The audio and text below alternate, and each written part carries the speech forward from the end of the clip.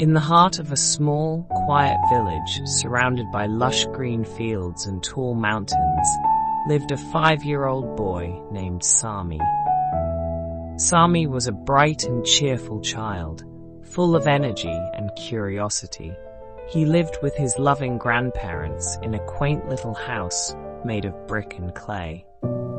His closest companion was a fluffy white cat named Snow, who followed him everywhere, her soft purring a constant comfort. The villagers, though warm and kind, lived under the shadow of a dark tale. They believed a ghost haunted the old banyan tree at the edge of the village. Strange noises and eerie lights were often reported near the tree, and no one dared to venture there after sunset. Sami, being young and innocent, found the tales both fascinating and a little frightening. One chilly evening, as the sun dipped below the horizon, Sami sat on his grandfather's lap, listening to the evening recitation of the Quran. His grandfather had a deep, soothing voice, and the verses always filled their home with a sense of peace. That evening, his grandfather recited Ayatul-Kursi, the throne verse. Sami asked, "Dada, why do you always recite this verse before we sleep?" His grandfather smiled and said, Ayatul-Kursi is very powerful, my boy. It protects us from harm, including evil spirits.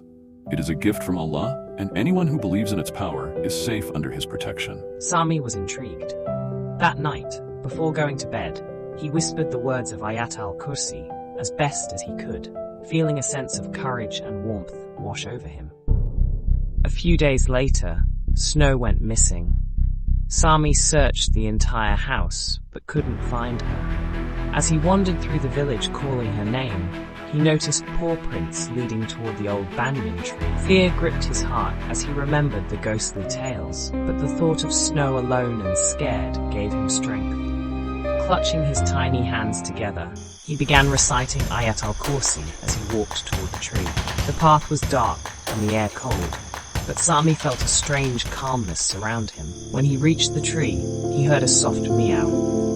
Snow was there, her fur glowing faintly in the moonlight. Just as Sami bent down to pick her up, a chilling wind swept past, and he saw a shadow move among the branches. Remembering his grandfather's words, Sami stood tall and recited Ayatul-Kursi aloud, his voice trembling at first but growing steadier with each word. The shadow seemed to pause, and then, as if struck by an invisible force, it vanished into the night. Sami ran back home with Snow in his arms.